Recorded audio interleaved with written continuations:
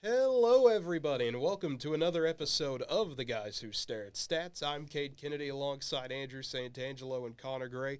As always, feel free to like the video, subscribe to the channel, and leave a comment down below. We always love to hear what you have to say. But, of course, the most important question of the day, fellas, how are y'all doing today? I'm doing pretty good. Nice, not bad, relaxing day. Kind of went by pretty quick, and another night of sports to ruin the sleep schedule. And solid day, and just day going by pretty quick. That's all I can say about it. Yeah, it does feel like one of those kind of days, which, sometimes that's a good thing, sometimes that's a bad thing, kind of more of a good thing, I would say, today. But it is not a good day for our first story here. The city of Oakland, once again, I feel bad for these fans. I mean, if you're Oakland, you lost the Raiders, you lost the Warriors, and the A's are officially set to go now. The Oakland A's purchasing land near the Las Vegas Strip, and just, I feel so bad for these people. That's really all I could say. At the end of the day, just, there's no reason to do this. I get that everyone wants to go to Vegas now, that it's the big flashy market and the place to do. You see that the Golden Knights did well as an expansion team. You see that the Raiders were able to move out there, but it's sad because Oakland's one of those fan bases that to me has always been, the epitome of loyalty. No matter what happens, they always show up. They're one of those places we don't really think about a whole lot, especially in the state of California. Of course, you have the LA teams and all that jazz, but just the A's being in Vegas, once again, it'll be one of these that just doesn't feel right to say. And Oakland knows it as well. Everyone knows it, but the A's have moved around. This would be a fourth or fifth time now, I believe. They're the most moved around franchise, at least in baseball. Baseball, yes, they've been in about 3 years. I know they were in Philly, they were in Kansas City. I forget what other city they were also at, but this basically would be their fifth. This would be their fifth move. I feel bad for them. I mean, it was a move that we're all waiting for. It's been talked about for the last 3 or 4 years. It seems like, and it almost seemed like Oakland themselves as a franchise were trying to force it. Cade, you're right. I mean, it worked for the Knights as an expansion team, and it should have stayed that way for everybody. If a sport was going to add a team in Vegas, it should have always been through an expansion team. Teams shouldn't have moved there like we've seen with these last two and the Raiders and now the A's. I was disappointed, obviously, one, as a baseball fan just Oakland, but two, the way they went about it. I mean, you're going to move a franchise and you can't just own up to it in like a normal way in terms of a midday press conference like 99% of the teams would have done. Instead, you're dropping the news at 1 in the morning. In our time, I get it in Oakland, they're 2 hours, but still it's 11 at night in Oakland. Like, you can't at least drop the news at a reasonable time. You try to hide it overnight. Like, that's what I'm laughing about. I'm getting ready to go to bed. It's 1 o'clock after watching the NBA and NHL playoffs, and you get the alert on your phone. The A's purchased the land in Vegas, and it's like at least go about it in a professional way. Like, you're taking, as you said, Cade, a third team away from the city. Like, do it professionally. Don't do it in a way you try to hide it. Yeah, again, all of us are kind of feeling for people of Oakland who have supported the Athletics, the Warriors, and Raiders, and just see all those teams now and seeing your baseball team just be that last thing. Now there's really nothing for Oakland really to work with now. It's really sad to see for them. I really can't add much to it. Oh, and it's actually their fourth move because they went from Kansas City to Oakland. Yeah, I mean, it's one of those that there's not a whole lot to say other than it just doesn't feel right. And I mean, I'm sure that's how the people of Oakland feel. I'm sure that's how most baseball fans feel. Sure, if you're a Vegas person, you're happy to see it. You always love more stuff coming into town. But other than that, like you said, Andrew, I think you made the best point. If you're going to go to Vegas, I understand the move, but make it an expansion team. There's no reason to move someone else there and take away their fan base they've already established for decades at this point. But that will move us on into the NBA coverage that we've had here. And, folks, there's been a lot that has happened the past few days. Kind of looking what's been going on Tuesday and Wednesday's games. Some of them we talked about a little bit before we went off the air. Boston beating Atlanta 119-106, and Cleveland smacking around New York 107-90. And to round out the day, Phoenix getting a 123-109 win over the Clippers. So congratulations us. We all went 3-0 on the day. Woohoo. I thought first starting with the Celtics game, I think that's what we expected, kind of them to just control the whole game. I think they were already up by 10 points by the time we got off the show. Cleveland, I think that was the most surprising game of the night because they controlled that game from top to bottom. I never saw that coming. Not more surprised that the Cavs won, but just, again, the way they did it. As you said, Cade, we all did pick the Cavs to win that one. But and I get the Suns ended up winning by double digits, but that was closer than the score shows for the majority of that game. So that was overall, again, a fun game. We see that series even up, just like the Cavs did. And it sets up a fun trip back throughout the rest of the series because these two teams do, at least two of these three series from Tuesday are tied 1-1. Also, some news, Kawhi will not be playing for Game 3. He was playing through an injury in Game 2 on his right knee, and it has nothing to do with it's nothing related to his ACL tear he had prior, so hopefully he can be back after Game 3, but without Kawhi for Game 3, that's going to be an entirely different story when we finally talk about that game, but start with, agree, Boston figured that one was going to go that way. Obviously, also surprised Cleveland just dominated. I will say I was actually correct on how Suns would have a good chance of winning their game is if all their starters played very well. Obviously, Game 1, most of them, except for Chris Paul, didn't play well, but Chris played much better. He had 16. And I also predicted Russell would actually shoot a lot better than he did in Game 1, where he only had 9. He ended up having like 28. It's tough to shoot worse. Yeah, so that is true. That's true. Hard to go worse than 3 for 19. But he did. So I was correct on that. He would play a lot better. I just didn't expect him to almost get 30. But sadly, that the rest of the guys on the team just not enough to help them out. Definitely, they're really missing Paul George for the most part. But series still not over. It's 1-1 going back to LA, and anything can happen from there. And that gives us to the Wednesday games. The Lakers taking on the Grizzlies. Memphis getting a 103-93 win there. No Ja, no problem for the Grizzlies. And then Milwaukee, they wanted revenge. I think we all predicted that would be probably what would happen in it. And, the Bucks dropping a casual 81 points in the first half. No problem there. 136-122 win for Milwaukee. And then Minnesota put up a better fight but still lost to the Nuggets. 122-113. Yeah, I think starting with the Memphis game, they came out fast in that game, got off to a good start. I think it was Russell, got him in foul trouble early, and the Lakers clearly missed him for a little bit before that game kept going. Memphis, look, they got scared for a little bit when Jackson goes back to the locker room real fast, but he comes back. And does just fine throughout this game and controls everything down low throughout this game. But obviously you have all the Dylan Brooks stuff after the game, talking a bunch of trash on LeBron. Obviously that makes this series, obviously, with there already being 1-1, intriguing, but now Brooks continuing to talk trash. It'll be interesting to see the response from this Lakers team, but especially LeBron. He's pretty used to it by now and can shove it off and forget about it. Bucks, not much to talk about in that one. You want to say, if anything, the defense from the Bucks might be concerning, but it's tough to judge when you go up by 30 points. You kind of expect them to give back a lot there. So I think the 122 number there from the Heat was kind of just skewed a little bit. But, credit to the Bucks. Bouncing back without Giannis there. And that Denver game was fun for a little bit in that second half. It looked like they were going to blow them out for a while. I honestly turned it off for a little bit.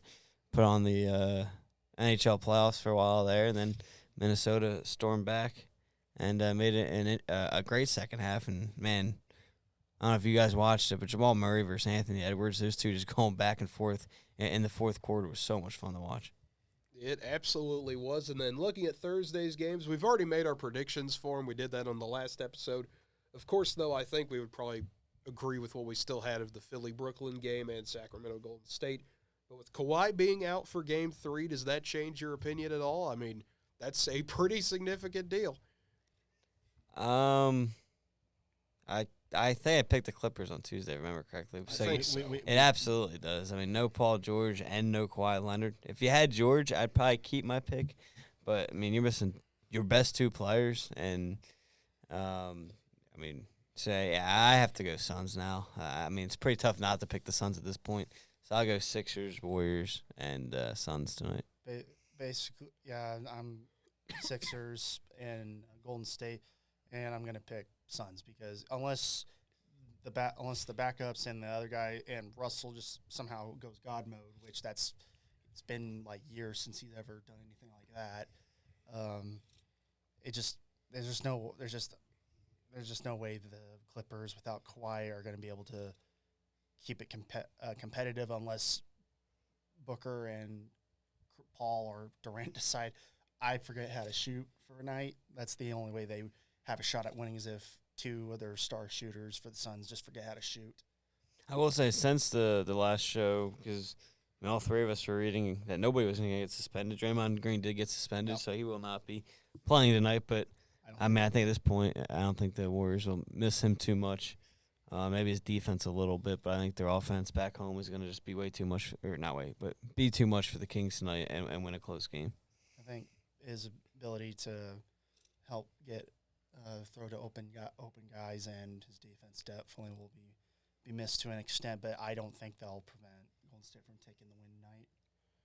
Yeah, I agree. I think it's one of those keep the top two picks we had and then switch the Clippers to the Suns there. I mean, unless the Clippers literally do the improbable and are able to win without Kawhi and Paul George on the court, which would take, like you mentioned, Connor, probably a return of MVP Westbrook. I would have to imagine that would happen. And I don't know, maybe Zubats finally decides to drop a 30-20 game or something like that. That's about the only way I could see the Clippers finding any way to hold on there. But that will bring us to Friday's games, if I did this correctly. I think I did this correctly. Let's see. I did do this correctly. Wow. Yeah, you got to have faith in yourself. Come on. I did have faith in myself, but ESPN's website was being a little buggy, but it doesn't matter anyways because Game 3, Boston at Atlanta going back down to Atlanta, but does not matter spread-wise. Boston's still 5-point favorites in this one. Yeah, I think it's funny, real quick, just obviously being a Sixers fan and looking closely at that series, it seems like they value the Sixers and Celtics pretty similar. I mean, same thing with the Sixers. They go on the road today, and they're 5-point favorites. So it seems like they kind of value both series as pretty similar to each other, which is a little odd to me. Just you don't see that too often. But in this Game 3, I got to take the Celtics. I guess going back to Atlanta. We've seen Trae Young do things in playoff games along with Clint Capella. We've seen them go to the Eastern Conference Finals. But I have to go with the Celtics team that's playing a lot better than they were playing down the stretch of the regular season. And Jason Tatum, Brown, and Smart just continue to dominate the series. Yeah, I'm in agreement. There's just basically it would obviously take a bunch of scoring efforts from Capella, Young, and many of the other guys from Atlanta to keep up with Boston, and just Boston defensively it's just been too much overall throughout the last two games, and Boston just dominating. Yeah, I expect Boston to go up 3-0. That's where I'm at. I think the Celtics are able to win again here. Maybe we'll see what Atlanta can do in Game 4, but I think the Celtics take Game 3. I think depending on how Game 3 goes, will be a deciding factor how we'll view Game 4. Yeah. And that brings us to the Friday night ABC game. How about that? A Friday night ABC game for once. Cleveland taking on New York. Knicks back at home, 1.5-point favorites there in a 1-1 series. Yeah, I think you're coming off a loss. You're going back home in the Garden. I mean, fans are going to be excited because the first time in a while you actually have a real shot to, do some damage in the playoffs. And I have to go with the Knicks here going back home. Give me Jalen Brunson and Julius Randle getting the job done. I think their duo there offensively and defensively will do well. Garland dropped 32 in the last game. I think they'll focus on him a little bit more defensively and be able to slow him down a little bit more than they did in the previous game and find a way to win a close game. Yeah, I think the environment of just being in the Garden will help, especially with that crowd behind the Knicks, will definitely be a huge factor for this game. picking Knicks to go up 2-1. Yeah, I agree. I think the Knicks being at home, you have that environment, always going to be a raucous crowd there. I think that helps propel them. And Jalen Brunson, probably going to make some clutch plays. That's what he does late in the game, and the Knicks get the win there. But that takes us to our other games we've got, kind of continuing to march along with Friday's games. Denver going to Minnesota. I'm sure Minnesota fans still love getting that 8:30 at night game because Minnesota's a West Coast team apparently now for some reason. But either way, Denver 2.5-point favorites in Game 3. Yeah, I'm surprised it's only 2.5 points. But I think this game is almost the opposite of what we saw last night. I think Minnesota going back home gets off to a great start, plays phenomenal in the first half, and then you see the Nuggets take control of the game in the second half and end up winning, going up 3-0 in the series and getting the job done. So I think it's a little bit reversed from the previous game, but either way, Nuggets get the job done on the road. I think Minnesota will obviously get a jolt of energy from being to play in front of their home crowd, but Denver, the way they play, especially Jamal Murray's just been balling very well these last two games. I mean, when you're not having to always rely on Jokic to help score points and do almost everything else, that helps out a lot. That really helps Denver out a whole lot. Even in a close game, having Jamal Murray and Michael Porter Jr., that definitely helps out a whole lot. And Aaron Gordon also being valuable for them. I agree. I think Minnesota will have a solid first half, but Denver will take over and win game 3. This is one of those that I could see it going either way. I mean, Minnesota at home, you have that atmosphere. We've talked about that already on the show. That does play a factor, especially we've seen it with Minnesota before. They're still a young team. They're still an energetic team, of course. And when you have that atmosphere behind you, there's something that, that kind of next gear gets unlocked. And like you've both mentioned, Minnesota's going to come out. They're going to play fast and loose, and they're going to have some fun with it. But like we've also talked about, just because you're a fun team doesn't mean you're going to be the winning team at the end of the day. I think the Nuggets will have to make a late rally, come back. Maybe this one goes to overtime. Who knows? But I think Denver eventually pulls it out. And then moving on to the Saturday games, Philadelphia and Brooklyn Game 4. Obviously getting into a bit of uncharted territory here. We don't know what's going to happen in Game 3, so it seems a little weird to make predictions on Game 4, but it's what we do on this show. We make predictions that far in advance because, well, we want to. That's why. But Philly-Brooklyn Game 4, we all think the Sixers are going to win Game 3. Can they get a potential sweep? Yes, Sixers get the sweep. I think there's too much. I mean, I like Bridges, but outside of that, I really just don't think the Nets have too much to defend the Sixers, stop them offensively, and Sixers have a lot to stop them on the offensive side. Yeah, there's nothing much to say. It's like Brooklyn will put up as best of a fight they can, but Sixers are just too much. Going to be way too much for them. They get the sweep. Are you telling me Spencer Dinwiddie is not going to lead this team to victory? Because Correct. I had to sit with that half this season. But yes, I agree Spencer with you. Dinwiddie is not on my scare. Yeah, I know. He was on me half the time, but for the wrong reasons, let's say. But yeah, I mean, when some of your better players are Spencer Dinwiddie and Dorian Finney-Smith, winning a playoff game against the Sixers would be an accomplishment in and of itself. I don't think that happens. I think Philly gets the sweep there. And then Suns and Clippers Game 4. We've all flipped our pick over to Phoenix for that one. Obviously, not to get too speculative. Of course, Paul George not going to be in that game. We have no idea what the Kawhi Leonard situation is going to be. So I would not be surprised if this is kind of one of those either-or type of games to go with, but still intriguing to think about.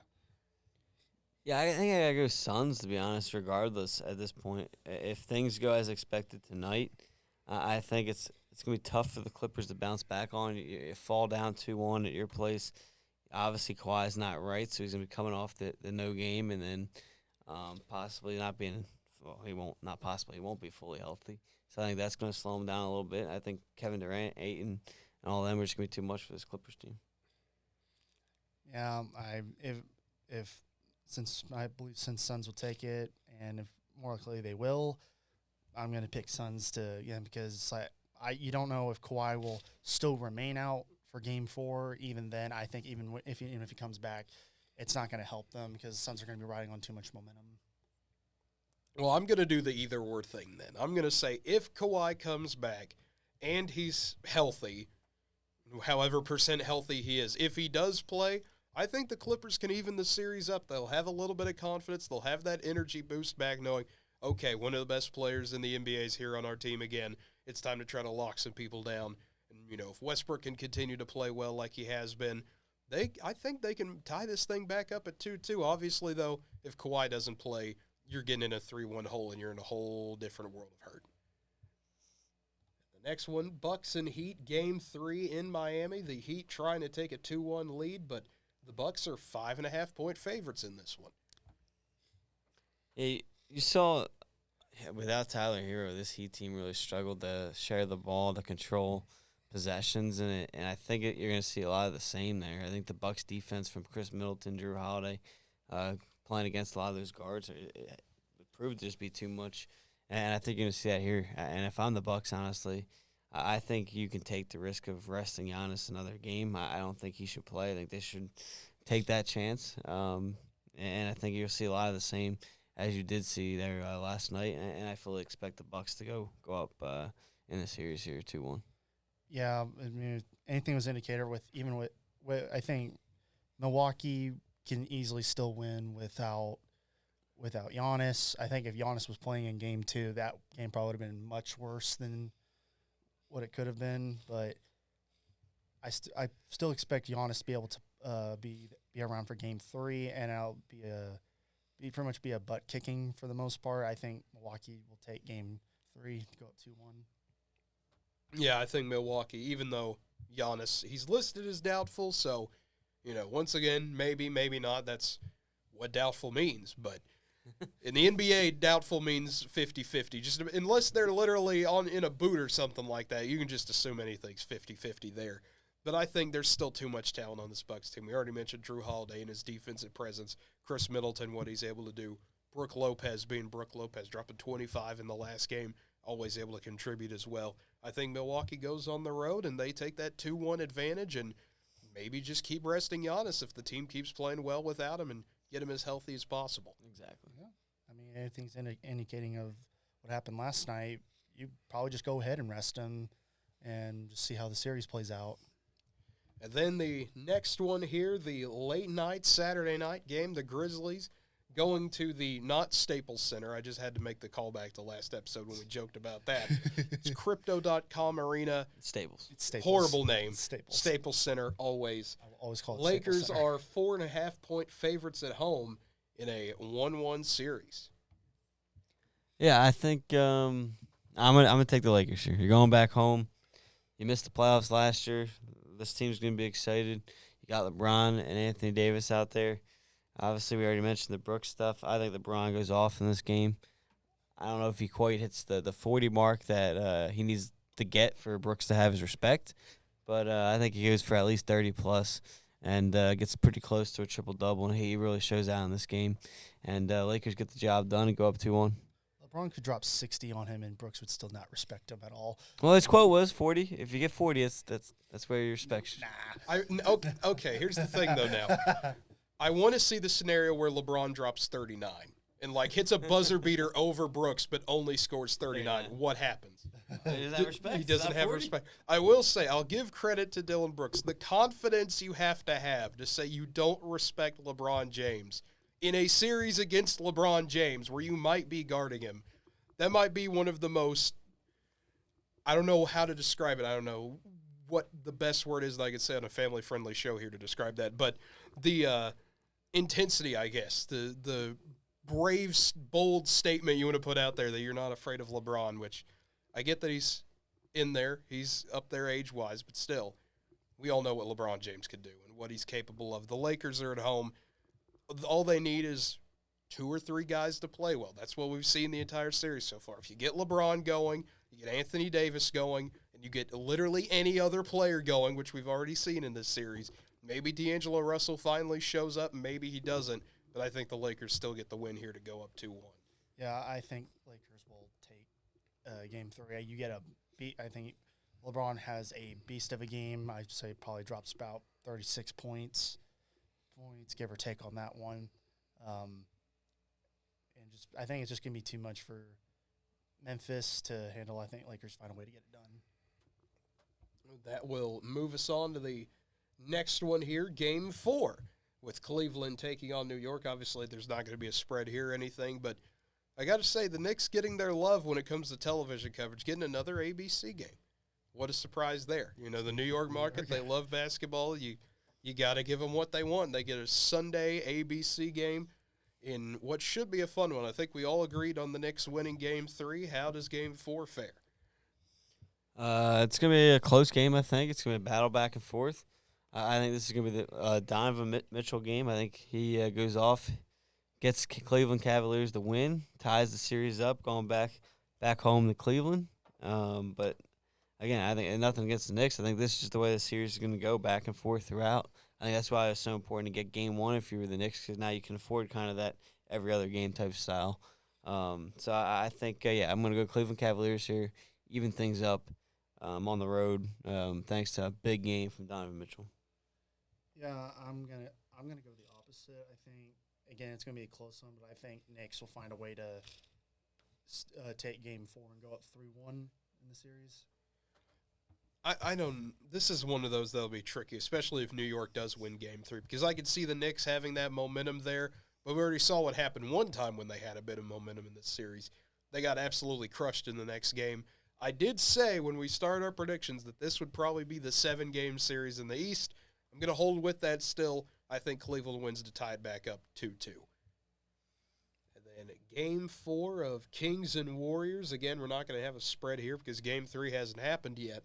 But Golden State, if they can pull out the win like we all think they're going to do, it will be a bit more of a fun, competitive series, even more competitive than it already is. But should be a fun one, of course, nonetheless.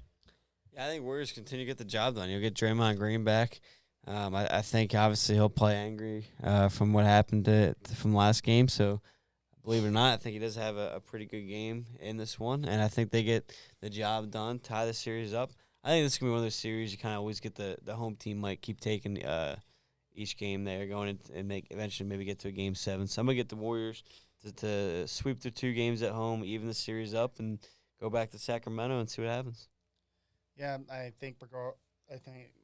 still think they'll take Game 3. With having Draymond back, that'll definitely be a much big boost for Golden State. And I think crowd will be just as much into as they're going to be in for Game 3. I think Golden State will tie the series up. Like you said, it's probably going to be a home thing where they're each going to keep training. It'll come down to Game 7. Yeah, home Warriors are not a force to be messed with. I think Golden State gets the win here, ties everything back up 2-2. I will say, interesting, I did see somewhere, I think Sacramento has the best road record and winning percentage this season. So that's something to... So we truly get the 2 best teams. We get home Warriors versus road Kings. Exactly. Truly a great battle there for these two. Then Game 4, Boston at Atlanta, and we all agree the Celtics will probably be up 3-0 by the time it gets here. Will Boston be able to sweep it and finish it off? They will not be able to. This is going to be the Trae Young game. I believe he can get you 1 game. You kind of see teams slack off a little bit sometimes, when you go up 3-0, knowing you're going back home, you can finish it off back there. I think this is one of those games Trae Young just goes off, drops whatever he needs to, and they find a way to take this one and lengthen the series.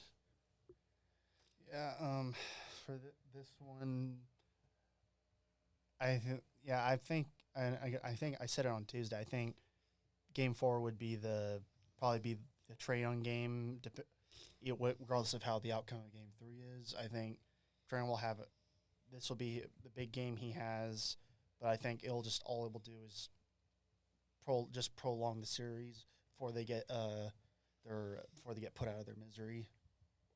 Yeah, I think we're looking at a gentleman's sweep here when we kind of look at it. You get that 3-0. You'll let the home team have their 1 win in Game 4. You kind of not slack off, but you're not playing 100% out there knowing the series is almost won. Atlanta's able to steal a game, and then you get back to Game 5 up in Boston, and it becomes a whole different story there. And then the final game to talk about, Game 4 of the series between the Nuggets and the Timberwolves. Obviously, once again, not going to have a spread for, well, the exact same reason I mentioned the past few times I've said we won't have a spread. But Denver, Minnesota, I think we all agree Nuggets will probably be up 3-0 here. Can they get the sweep over Minnesota?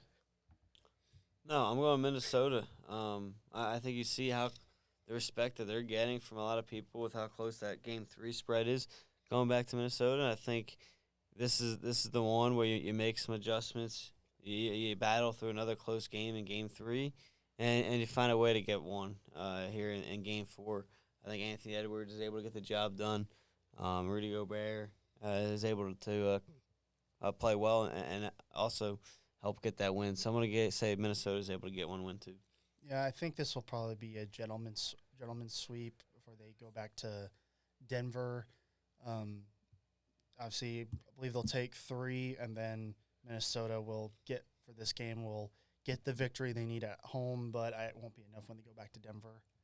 Yeah, I think it'll be similar to Boston and Atlanta. Minnesota will get their one last hurrah at home before having to go back to Denver and having their season come to an end. But that will do it for another episode of The Guys Who Stare at Stats. As always, we thank you for watching and tuning in either on twitch.tv/NWTV7. Feel free to give us a follow there to always be notified when we go live, or subscribing to our channel, The Guys Who Stare at Stats, liking the video, and leaving a comment down below. For Andrew Santangelo and Connor Gray, I'm Cade Kennedy, and folks, enjoy the rest of the NBA playoffs, and have a good night, everybody.